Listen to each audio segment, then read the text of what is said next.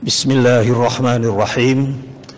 Assalamualaikum warahmatullahi wabarakatuh.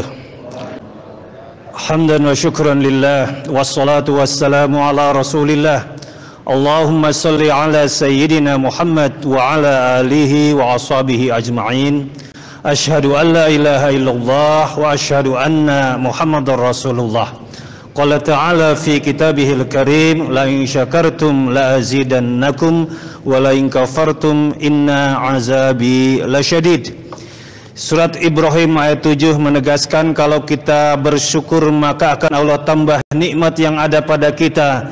Namun jika kita menjadi hamba Allah umat Rasulullah yang tidak bersyukur, yang kufur nikmat, kata Allah, tunggulah sesungguhnya siksaku amat pedih.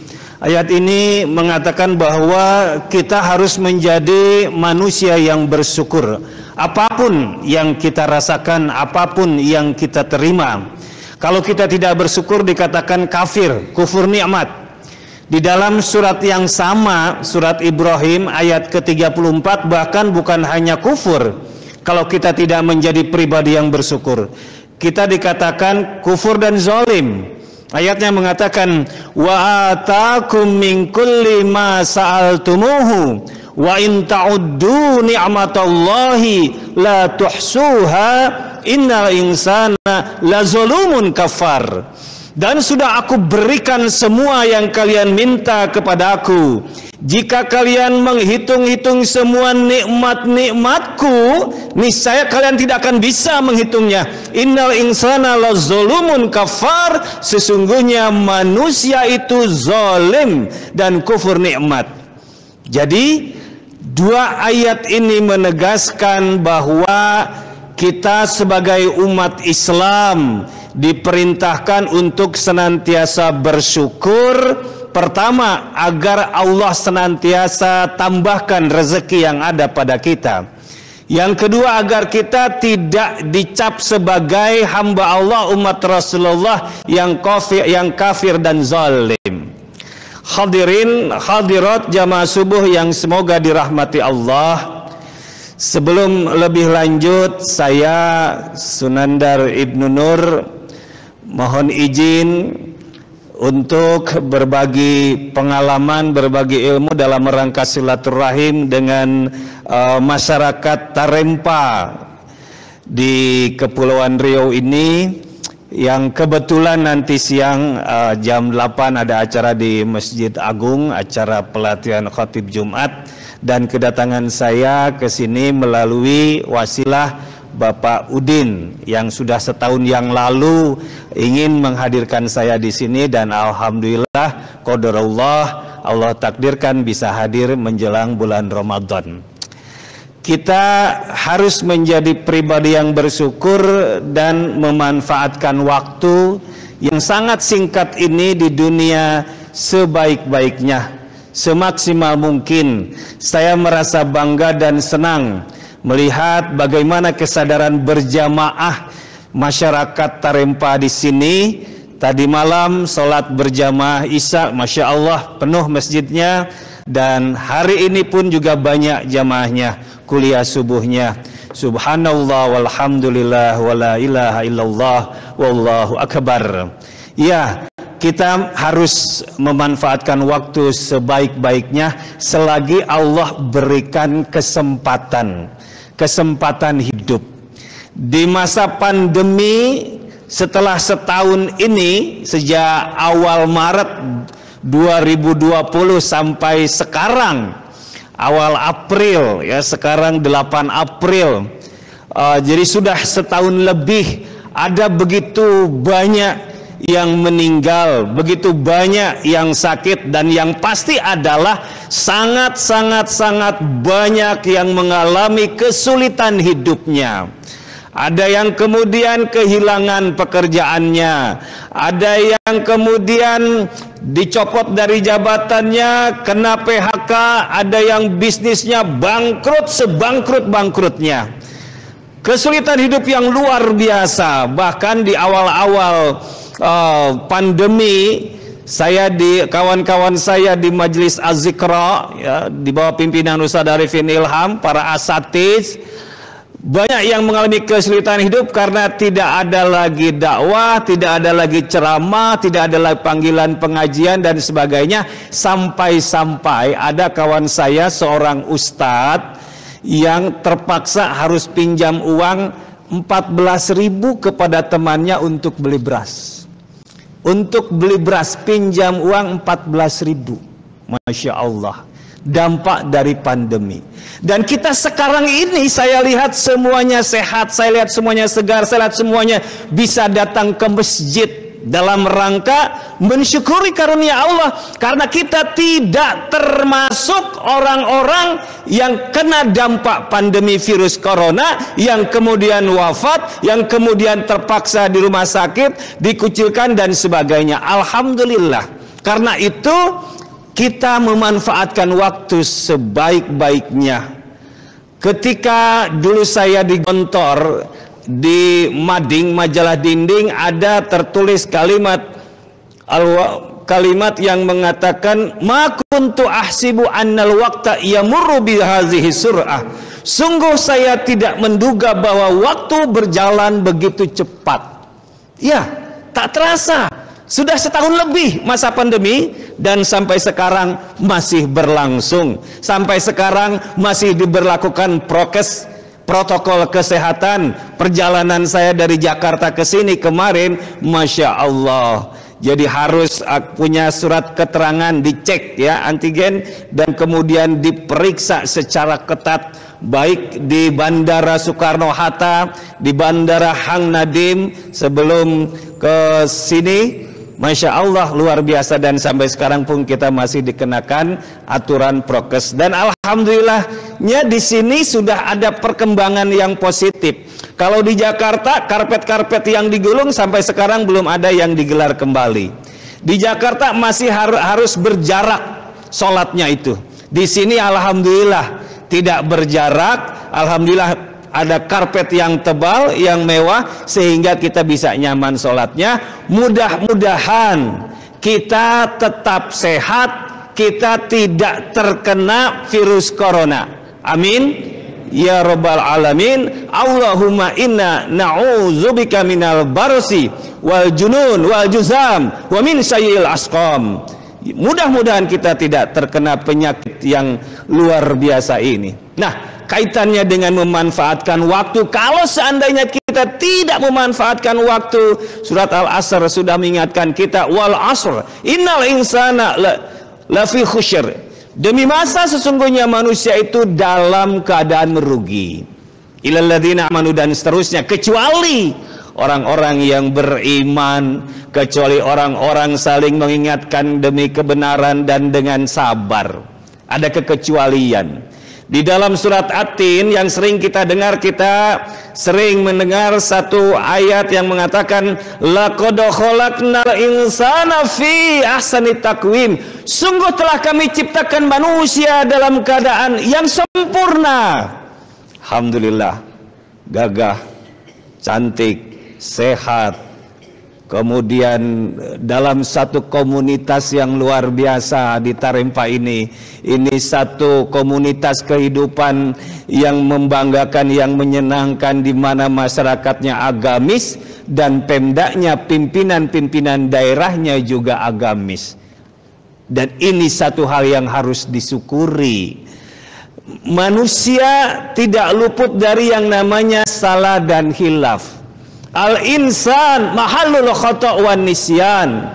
Kullu bani Adam khata'un. Setiap anak cucu Adam berbuat salah. Wa khairul khata'ina at-tawwabun. Namun sebaik-baik yang berbuat salah adalah mereka yang bertobat. Kita semua berbuat salah, berbuat silap, berbuat dosa, apatah lagi sebelum kita memasuki usia yang dalam bahasa gurune itu adalah usia oversek. Orang Jawa bilang oversek itu artinya overseket, sudah usia di atas 50 tahun. Ya, jauh sebelumnya melakukan hal yang dilakukan kasairin nas. Manusia pada umumnya berbuat salah, berbuat hilaf, berbuat dosa, mungkin berbohong, bergunjing, bergibah, menceritakan aib orang lain dan sebagainya dan sebagainya. Ada satu riwayat yang mengatakan jika dalam satu komunitas masyarakat di satu kampung, masyarakatnya itu taat, patuh sepatuh-patuhnya, tidak ada yang berani berbuat dosa, maka Allah binasakan kelompok manusia itu. Kemudian Allah turunkan kelompok manusia yang lain itu berbuat salah, berbuat dosa, berbuat maksiat, bergunjing dan sebagainya. Lalu mereka ketika diberikan umur panjang, mereka sadar, mereka tobat, mereka diampuni oleh Allah. Artinya apa? Manusia dalam kesalahannya adalah sebuah keniscayaan. Tetapi ketika diberikan kesempatan umur panjang, maka mari kita gunakan perbaikan diri. Itu sebabnya Rasulullah membagi kita dalam 3 kelompok. Kelompok yang pertama adalah kelompok khasiruna, kelompok orang-orang yang merugi. Siapa itu kelompok orang-orang yang merugi? Kelompok orang-orang yang merugi adalah mereka yang diberikan umur panjang, lalu dari waktu ke waktu pekerjaannya, ibadahnya, silaturahimnya, birrul walidainnya tidak ada perubahan, sama saja. Tahun 2000 seperti itu ibadahnya, tidak ada peningkatan. Silaturahimnya seperti itu, birrul walidainnya seperti itu, tidak ada peningkatan. Yang sama Rasul katakan khasirun, orang-orang yang merugi. Yang kedua lebih parah lagi, kelompok halikuna, orang-orang yang celaka. Siapa itu orang-orang yang celaka? Orang-orang yang celaka yaitu yang apabila ibadahnya, pekerjaannya, silaturahimnya dan sebagainya tadi itu justru malah tidak lebih baik, lebih malas ke masjid, lebih malas mendengarkan kajian-kajian agama, dakwah-dakwah baik di televisi, di radio, di media sosial, di grup WhatsApp dan sebagainya, lebih malas, tidak lebih baik, dikatakan celaka. Lalu yang ketiga adalah kelompok robihuna. Siapa itu robihuna? Adalah mereka yang beruntung, mereka yang ketika Allah berikan kesempatan umur panjang ini, seperti sekarang ini, ada yang umurnya 40-an, ada yang umurnya 50-an, ada yang 60-an, bahkan ada yang 70-an. Senantiasa menggunakan waktu yang Allah berikan kepada kita, yang ada dalam keseharian hidup kita ini, dengan lebih baik. Lebih baik dari tahun 2000, lebih baik dari tahun-tahun sebelumnya. Berjamaahnya lebih baik, lebih rajin. Subuhnya nggak putus, selalu sholat subuh ke masjid. Tahajudnya nggak putus. Sholat duhanya enggak putus, sedekahnya semakin meningkat, zikrullahnya terus bertambah. Sampai saat ini saya sudah zikir 3267 kali ya dari kemarin.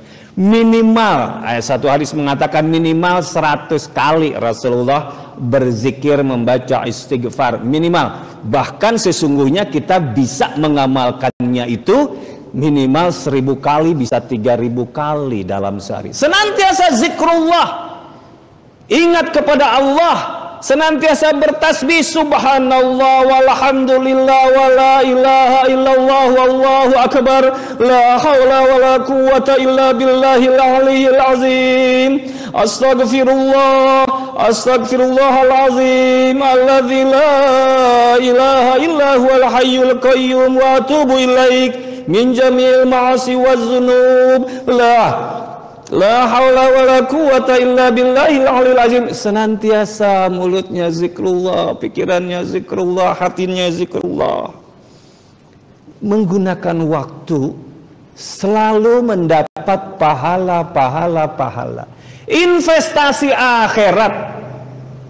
Pak Udin berinvestasi akhirat dengan cara yang berbeda yang tidak dilakukan oleh banyak orang. Apa? Selain rajin beribadah, yakni mendatangkan ustadz-ustadz ke Tampera ini, ke Anambas ini. Ada yang dari Sukabumi, ada yang dari Ciamis, ada yang dari Jakarta. Masya Allah. Lalu mengajak mereka yang kori-kori untuk ditempatkan di masjid-masjid menjadi imam. Seperti tadi kita merasakan nikmatnya bacaan kuliah subuh yang mengingatkan kita membaca surat Al-Mu'minun. Qad aflahal mu'minun alladzina hum fi salatihim khashi'un. Sungguh beruntung orang-orang yang dalam salatnya itu khusyuk. Masya Allah. Dengan suara yang merdu kita pun menjadi khidmat dalam salat subuh. Kemarin saya salat maghrib berjamaah di Masjid Agung yang luar biasa megah. Imam Ali, imamnya, Masya Allah, suaranya khidmat merdu. Kita pun salat menjadi khidmat. Kita salat tidak terganggu kehusyuan kita. Mudah-mudahan bertambah khusyuk salat kita itu. Sebelum saya lanjut, saya mohon izin kepada yang terhormat yang kamera, klik yang merah besar, lalu klik lagi, artinya di stop dulu, lalu lanjutkan. Iya, ya, saya biasa rekam dan kemudian saya share di medsos, saya bagikan di teman-teman WA. Kenapa harus sudah diklik lagi? Yang sehingga kecil lagi ya, klik lagi, sudah besar, lalu klik lagi, artinya itu ngerekam lagi. Ya. Ya, jadi manusia dibagi ke dalam 3 kelompok, yakni khasirun, halikun, rabihun. Mudah-mudahan kita termasuk hamba Allah umat Rasulullah yang ketiga itu. Rabihun, orang-orang yang beruntung, yang di dalam Al-Quran dibahasakan dengan istilah yang lain, yaitu faizuna, orang-orang yang meraih kemenangan. Kata-kata faizuna nanti akan kita dengarkan nanti setelah Ramadan, Idul Fitri. Ya, kata faza yafuzu artinya menang. Dalam sebuah ungkapan minal aidin wal faizin. Semoga kita termasuk orang-orang yang kembali, ya, ada yaudu kembali. Kembali kemana? Kembali ke fitrah, kembali kepada kesucian. Wal faizin, semoga kita termasuk orang-orang yang meraih kemenangan. Maka Al-Quran membahasakannya itu kita yang taat patuh kepada Allah, rajin beribadah, senantiasa meningkat kualitas dan kuantitas ibadah kita, sholat kita, sedekah kita, baca Quran kita, silaturahim kita, birrul walidain kita, senantiasa meningkat. Insya Allah termasuk yang beruntung, insya Allah termasuk orang-orang yang meraih kemenangan. Di dalam surat At-Taubah ayat 20 dikatakan, alladzina amanu wa hajaru wa jahadu fi sabilillah bi amwalihim wa anfusihim a'zamu darajatan indallah ulaika humul faizun. Orang-orang yang beriman, orang-orang yang berhijrah, orang-orang yang berjihad di jalan Allah dengan harta dan jiwa raganya lebih tinggi derajatnya di sisi Allah. Mereka itulah orang-orang yang meraih kemenangan. Insya Allah kita semua pada pemain kuliah subuh, jamaah subuh, insya Allah meningkat iman kita, semakin bertambah semangat hijrah kita, hijrah yang totalitas. Hijrah itu artinya yang pertama hijrah fisik, berpindah dari satu tempat ke tempat yang lain, seperti hanya zaman Rasulullah dari Mekah ke Madinah, Mekah ke Taif, itu hijrah tempat. Tapi ada makna yang lain, hijrah ruhaniah, hijrah mental. Yang pertama, bapak-bapak perantau-perantau nih, ya. Tadi malam saya dialog dengan Pak Udin dan Pak Ahmad. Saya bertanya penduduk di sini, katanya memang para perantau dari berbagai daerah. Ada Sunda, ada Jawa, ada Islam, ada Kristen, ada Hindu. Masya Allah, luar biasa. Dan akur, terjaga kerukunan umatnya itu luar biasa. Enggak ada kejadian-kejadian seperti di Sampit, seperti di Maluku, di Ambon, di Poso dan sebagainya. Mudah-mudahan terjaga. Dan ini akan tetap terjaga manakala pemimpin daerahnya sangat islami, agamis, manakala masyarakatnya agamis. Tercipta antara pimpinan dengan bawahan, dengan masyarakat, saling menghargai, saling menghormati, dan punya semangat untuk menjalankan ajaran Islam. Maka mudah-mudahan ini yang di pinggir laut satu komunitas, ya tidak ada badai, tidak ada ombak yang luar biasa besar begitu, tenang-tenang saja. Karena apa? Karena amaliyah dari masyarakat ini semoga terus terjaga. Nah, hadirin hadirat jamaah subuh yang semoga dirahmati Allah, sebelum saya lanjutkan, saya ingin mengajak untuk mengirim pahala kepada saudara kita, utamanya ulama kita, ustadz kita yang sudah Allah panggil duluan. Bagaimana caranya? Caranya kita membacakan apa yang diciptakan oleh ustadz-ustadz kita. Kebetulan saya bagian dari Majelis Az-Zikra sebagai Dewan Penasihat Majelis Az-Zikra yang dipimpin oleh Ustadz Arifin Ilham. Saya sering mendampingi beliau ke berbagai daerah dalam tausiah dan zikirnya, ke Kalimantan Selatan, ya, ke Bangka Belitung, ke Sulawesi, ke Riau, ya, dan sebagainya, banyak mendampingi beliau. Nah, sayangnya beliau dipanggil Allah di usia belum 50 tahun, 49 tahun. Ya, bulan Ramadan, tanggal 17 Ramadan, malam Jumat, Masya Allah, Insya Allah husnul khotimah. Dan kita kirim pahala dengan membacakan apa yang beliau ciptakan. Ya, karena kalau dikaitkan dengan hadis Nabi yang mengatakan man dalla ala khairin falahu ajrun kafailihi. Siapa yang menunjukkan satu kebaikan, baginya pahala sebagaimana orang yang mengerjakan. Pak Udin memberikan jalan saya silaturahim ke sini, maka insya Allah saya di sini berbagi ilmu, walaupun sedikit saya dapat pahala. Ya, ke investasi akhirat, Pak Udin dapat pahala sebagaimana saya dapat pahala. Pengurus masjid di sini memberikan kesempatan saya untuk silaturahim berbagi ilmu, dapat pahala sebagaimana saya dapat pahala. Insya Allah. Mari kita sama-sama bertasbih, kita selingi. Subhanallah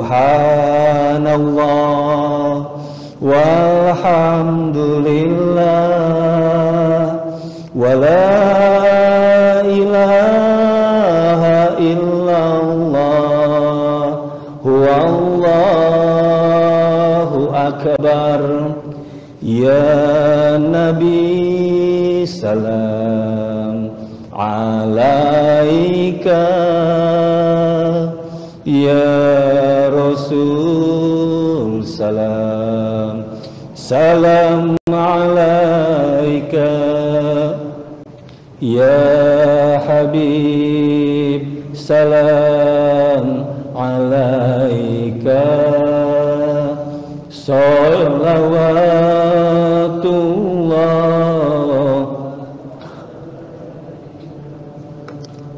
Kita juga mengirim pahala kepada Ustadz Jeffrey Al-Bukhari yang Allah panggil di usia lebih muda lagi, hanya 40 tahun. Masya Allah, beliau jiwa mudanya, ya, semangat dan menciptakan tasbihnya dengan semangat. Sama-sama. Subhanallah walhamdulillah wala ilaha illallah wallahu akbar wala haula wala quwata illa billahil aliyyil azim. Ini sering saya sampaikan, lafalkan ketika saya bimbing ibadah umroh dalam sa'i dari Sofa ke Marwa, dari Marwa ke Sofa. Karena sa'i itu, ya, didominasi oleh jamaah Indonesia, rombongan sebelum Covid, ya. Di Sofa ke Marwa rombongan membacakan tasbih ala Ustadz Arifin Ilham, Marwa ke Sofa rombongan membacakan tasbih ala Ustadz Jeffrey Obri. Setelah doa-doa tentunya, ya, doa-doa sa'i. Masih ada waktu karena jaraknya jauh, ada waktu tuh, doa selesai, maka dibacakan itu supaya tetap semangat dalam perjalanan yang melelahkan itu. Sekali lagi, Pak. Subhanallah walhamdulillah wala ilaha illallah wallahu akbar wala haula wala quwata illa billahil aliyyil azim. Bapak Ibu sekalian, mengapa Allah matikan tanda kutip Ustadz Jepri Al-Bukhari, ada juga artis ya persis di usia 40 Allah matikan suaminya BCL ya, suaminya penyanyi Ashraf Singkar dari Malaysia juga mati di usia 40, ganteng, gagah, punya istri cantik, ngetop, terkenal ya, bintang film acara apa Ainun Habibi, film Habibi. Masya Allah, Allah matikan di usia 40. Mengapa? Allah ingin mengingatkan kita semua yang masih hidup supaya sadar, supaya ketika Allah berikan usia di atas 40, 50-an, 60-an ini manfaatkan untuk perbaikan hidup, untuk sadar, titik taubat. Rasulullah bersabda, man atat alaihi arba'una sanatan walam yablugh khairuhu syarrahu falyatahajjar ilan nar. Barang siapa yang usianya sampai 40 tahun tetapi kebaikannya belum melebihi keburukannya, falyatahajjar ilan nar, maka lemparkan saja ke dalam api neraka. Masya Allah. Ada hadis lain agak beda akhir sanadnya itu. Jadi bukan hitam putih, 40 belum tobat, lemparkan saja nanti ke dalam neraka. Bukan begitu. Man atat alaihi arba'una sanatan walam yablugh khairuhu syarrahu falyasta'id ilan nar. Siapa yang usianya sampai 40 tahun tetapi kebaikannya belum melebihi keburukannya, sholat wajib yang dilaksanakannya belum lebih banyak daripada dosanya, amal-amal kebaikannya, amal solehnya belum lebih banyak daripada kesalahannya. Orang seperti ini falyasta'id ilan nar, maka siap-siaplah dimasukkan ke dalam api neraka. Nah, hadis yang kedua ini membuat kita harus gembira. Karena apa? Ketika Allah berikan kesempatan usia 40, di atas 40, kita masih sehat, kita panjang umur, kita bisa berangkat ke masjid sholat subuh berjamaah, falyasta'id ilan nar, siap-siaplah dimasukkan ke dalam api neraka. Artinya apa? Artinya bahwa kita masih diberi kesempatan agar tidak dimasukkan ke dalam api neraka. Bagaimana caranya agar tidak dimasukkan ke dalam api neraka? Maka apa yang kita lakukan ini? Subuh berjamaah. Bersyukurnya masjidnya nggak jauh dekat. Kalaupun jauh tidak ada masalah. Tapi saya lihat motor berjejer begitu banyak. Artinya tidak dekat sekali rumah kita ini. Dibela-belain dari rumah ke masjid untuk subuh berjamaah, walau dengan motor. Masya Allah. Kita harus memanfaatkan waktu agar masuk kelompok yang robihuna, karena kita tidak tahu. Tadi saya katakan, ma kuntu ahsibu annal waqta yamurru bihadhihi surah. Sungguh saya tidak menduga bahwa waktu berjalan begitu cepat. Sayyidina Ali mengatakan, al waktu kasayfi wa illam taqtahu qata'ak. Waktu itu bagaikan pedang, kalau kau tidak menggunakannya, tidak memanfaatnya, dia akan memotong kamu, dia akan menggilas kamu. Artinya apa? Waktu terus berjalan. Ketika kita tidak memanfaatkan untuk perbaikan diri, bertambah ibadah kita, dia akan menggilas kita, dia akan menghancurkan kita. Maka kita gunakanlah ketika Allah berikan kesempatan waktu ini. Bagaimana caranya? Di antaranya, selain rajin sholat berjamaah, sholat tepat waktu, dan kemudian berusaha sholat khusyuk. Tadi imam membacakan, qad aflahal mu'minuna, sungguh beruntung orang-orang yang beriman. Pertanyaannya, siapa orang beriman yang beruntung itu? Alladzina hum fi salatihim khashi'una, yaitu orang-orang dalam salatnya khusyuk. Caranya berusaha untuk tumakninah, berusaha untuk membacakannya tidak terburu-buru. Seperti tadi imam kita berusaha untuk memahaminya, Lalu gerakan-gerakannya juga tidak terburu-buru. Jangan sampai waktu Ramadan itu ada yang sholat taraweh hanya dalam berapa menit saja. Masya Allah, bacaannya cepat, kemudian rukunya cepat, iktidalnya cepat, sujudnya cepat, bangun. Masya Allah, apa yang didapat? Tidak seperti itu ajaran Rasulullah. Harus khusyuk. Bagaimana mungkin sholat dengan cepat-cepat itu akan khusyuk? Nggak mungkin, mustahil. Bahkan dalam bahasa yang lain, mereka yang sholat seperti itu, yang viral di media sosial setiap bulan Ramadan itu, mereka perusak agama, perusak amalan agama. Saya dibimbing disertasi saya, kuliah S3 saya di IAIN Surabaya. Pembimbingnya Profesor Dr. Muhammad Ali Aziz MA. Beliau menciptakan atau membuat buku judulnya Terapi Sholat Bahagia. Ada doa-doa keluarga bahagia, 2 buku 1 paket. Nah, di dalam buku itu dijelaskan panduan bagaimana agar sholat dengan khusyuk. Ada begitu tebal. Nah, dari sekian banyak ajaran beliau itu, ya, pembimbing disertasi saya ingin memberikan sedikit. Udah 31 menit, saya rekam juga audionya ya.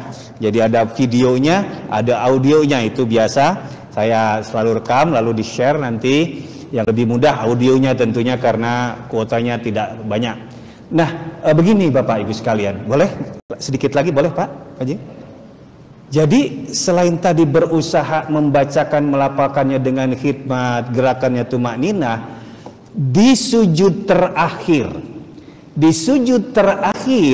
setelah kita dan rukuk terakhir dan sujud terakhir, ya, setelah kita mengucapkan subhana rabbiyal azim wa bihamdi, subhana rabbiyal azim wa bihamdi, subhana rabbiyal azim wa bihamdi 3 kali. Lalu setelah itu kita dalam hati ya, dalam hati kita berusaha untuk berdoa kepada Allah, menyampaikan semua harapan-harapan kita, mengadukan semua persoalan hidup kita kepada Allah saat kita sedang ruku terakhir, saat kita sedang sujud terakhir. Maksud sujud terakhir begini, kalau kita tahajud nih 8 rakaat plus 3 witir, maka di rakaat ke-8 sujudnya itu setelah subhana rabbiyal a'la 3 kali, lalu dalam hati kita berdoa, berdialog kepada Allah, menyampaikan semua harapan-harapan kita, mengadukan semua persoalan hidup kita dalam keadaan kita rukuk dan sujud. Ketika kita menempatkan kepala kita, jidat kita di lantai, ya, lebih rendah daripada pantat kita, ya, artinya kita menghambakan diri kepada Allah, mengakui Allah Zat Esa, Zat yang Maha Kuasa, lalu kita mohon kepada Allah. Bagaimana cara memohonnya?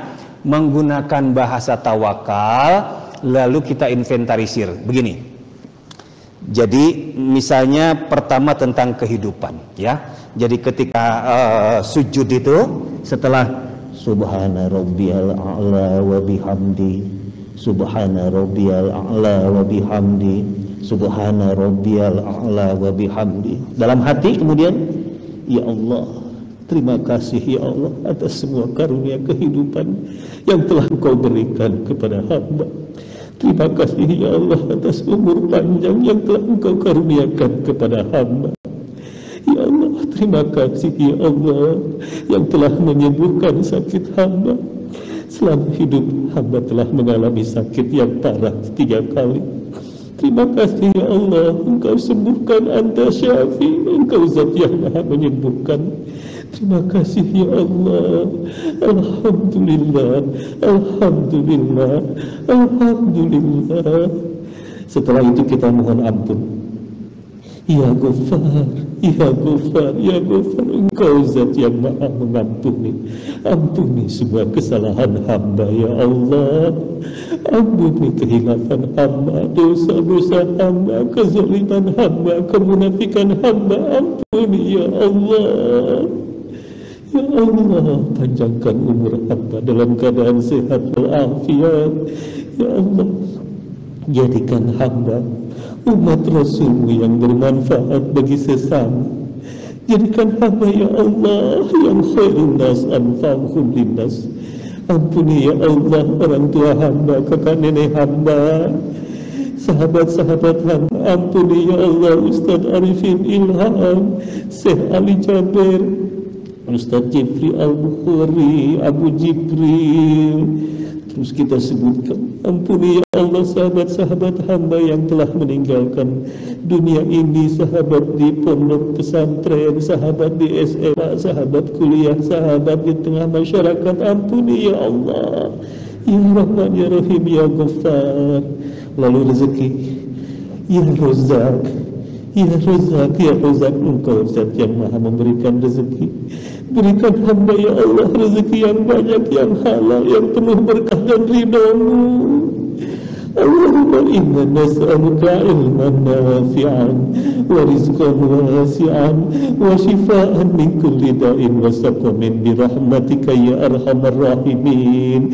Ya Allah, kami mohon kepadamu ilmu yang bermanfaat, rezeki yang luas yang banyak, yang penuh berkah dan ridha-Mu. Kami mohon kepadamu ya Allah, ya Allah. Allahumma in kana rizquna fis sama fa'anzilhu, wa in kana rizquna fil ardi fa'akhrijhu, wa in kana rizquna mu'siran fayasirhu, wa in kana rizquna ba'idan faqarribhu, wa in kana rizquna qalilan fa'aksirhu, wa in kana rizquna haraman fatahhiru. Allahumma atina ma ataita ibadakas solihin, Allahumma atina ma ataita ibadakal marzuqin, Allahumma atina ma atati badakal agniya al-muttaqin wal muhsinin wal mukhlisin. Allahumma anzilna munzalan mubarakan wa anta khairul munzilin. Allahumma sahil umurana wa umur walidaina wa umur ahlina wa umur usratina wa umur a'malina ba'da mati samawati wal ardh. Jadi kita mohonkan semua harapan-harapan, kita adukan persoalan hidup kita kepada Allah. Kita punya persoalan dengan pasangan hidup kita. Kita punya persoalan dengan diri kita, sakit, diabetes lama nggak sembuh-sembuh. Gunakan bahasa tawakal. Apa itu bahasa tawakal? Begini, kena diabetes nggak sembuh. Ya Allah, aku ikhlas ya Allah dengan sakitku ini, terkena diabetes bertahun-tahun tidak sembuh. Kalau itu yang terbaik menurut Engkau. Tapi aku yakin ya Allah, dengan kuasa-Mu Engkau akan menyembuhkan sakitku. Punya kesulitan dalam hal keuangan, jangan menggerutu, jangan sumpah serapah menyalahkan Allah. Lalu kita lihat tetangga kita, orang-orang yang duitnya banyak, kita sampaikan, ya Allah, dalam sujud tadi ya, dalam sujud tadi, dalam hati, ya Allah, aku ikhlas ya Allah kalau selama ini keuanganku serba kekurangan, kalau itu yang terbaik menurut Engkau. Tapi aku yakin ya Razzaq, Engkau Zat yang maha memberikan rezeki. Karuniakan kepada hamba ya Allah rezeki yang banyak, yang halal, yang penuh berkah dan ridha-Mu, agar hamba bisa membayar hutang-hutang hamba, agar hamba bisa memenuhi semua kebutuhan hamba. Terus punya pasangan hidup, istri yang bawel, yang cerewet, sampaikan ikhlas.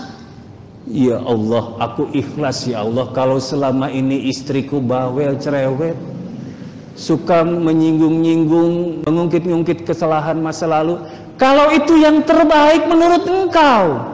Tapi aku yakin ya Allah dengan kuasa-Mu, ya muqallibal qulub, duhai yang bolak-balikan hati manusia, qallib qalba zaujati, balikanlah hati pikiran istriku agar dia lemah lembut, agar dia menjadi pemaaf, agar dia tidak lagi ngungkit-ngungkit kesalahan masa lalu.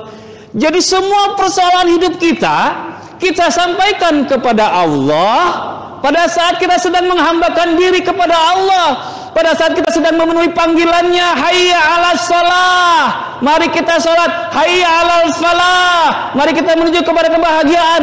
Kita dipanggil untuk menghadap Allah, berdoa, dipanggil untuk menjadi orang yang bahagia. Maka sampaikan saat kita sedang bersujud itu. Setelah itu sudah selesai. semua harapan-harapan kita setelah salam, doa seperlunya, pulang. Ada yang terbalik, doa sholatnya cepat, lalu doa. Tidak ada masalah, baik, doanya panjang, tidak masalah. Tapi yang dianjurkan bagaimana melatih kekhusyuan kita itu, maka gunakan. Utamanya kalau kita sholat sendiri, tahajud, sholat duha, begitu. Ada pertanyaan, Pak Ustadz, bagaimana sholat berjamaah? Bisa nggak tuh dipakai tuh? Bisa, asal ada kesepakatan. Misalnya imam sebelum sholat menyampaikan seperti tadi, ya, pengurus BISIP menyampaikan nanti ada kuliah subuh dari Ustadz Dr. Haji Sudan dari Jakarta. Disampaikan, jadi udah tahu duluan. Maka dikatakan, bapak-bapak jamaah subuh nanti di sujud terakhir kita berdoa kepada Allah dengan cara yang masing-masing. Sujud terakhir. Maka ketika itu lama, nggak masalah, udah tahu. Jamaah pun sudah menyiapkan diri untuk berdoa sebanyak-banyaknya kepada Allah pada saat sedang sujud itu. Jangan sampai tidak diberitahu, lalu tiba-tiba imam di sujud terakhirnya lama, jamaah nggak tahu, lalu lama banget jamaahnya bangun belum, padahal masih sujud. Kan ada kejadian waktu saya bimbing ibadah umroh, lalu kemudian sebelum pulang mampir di Masjid Terapung untuk biasanya pesawat jam 7 atau jam 9 malam untuk pulangnya, maka berangkat dari Mekah ya ke Jeddah dulu, Kornis dulu, belanja dahulu, Johor dan Asar, Johor di sana, atau kemudian Johor dan Asar dijamak di Masjid Terapung ya kalau yang sudah haji sudah umroh begitu. Nah lalu saya sampai, lalu mereka mengamalkan apa yang saya ceramahkan selama perjalanan dari Madinah ke Mekah. Lalu sujudnya lama, imamnya nggak beritahu. Begitu imamnya sujud, berusaha untuk dialog dengan Allah, makmumnya nggak tahu, makmumnya bangun, lah kok masih sujud, terus sujud lagi gitu kan. Yang lain lagi, loh kok masih sujud lagi. Jadi harus ada kesepakatan. Boleh dalam berjamaah, ya. Utamanya sholat sendiri. Nah, sebuah ungkapan mengatakan custom makes all things easy. Kebiasaan membuat segalanya mudah. Maka kalau sudah kita biasakan sholat, berusaha memanfaatkan dengan dialog kepada Allah pada saat menghadap Al-Khaliq itu, maka akan terbiasa, tidak akan terasa. Nanti akan menetes air mata. Karena apa? Sudah terlatih tuh. Ketika kita berdoa tadi, berdoa dengan penuh pengharapan kepada Zat yang Maha Kuasa, Zat yang Ar-Razzaq, yang lillahi ma fis samawati wa ma fil ard, kepunyaan Allah semua yang di langit dan di bumi. Sudah kita sampaikan itu. Nah, demikian Bapak Ibu sekalian, sudah ada berapa lama ini? Masya Allah, 42 menit. Terima kasih atas kesabarannya. Kurang dan lebihnya mohon maaf. Alafu minkum, akhirul kalam, billahi taufiq wal hidayah. Wassalamualaikum warahmatullahi wabarakatuh. Tentang buku tadi, saya membawa sedikit yang saya akan titipkan, hadiahkan ke Pak Udin. Jadi nanti kalau Pak Udin baca, boleh pinjam ke Pak Udin begitu ya. Panduan sholat khusyuk gitu. Jadi itu luar biasa isinya ya, dan kita memang harus berusaha melatih diri sholat khusyuk. Wassalamualaikum warahmatullahi wabarakatuh.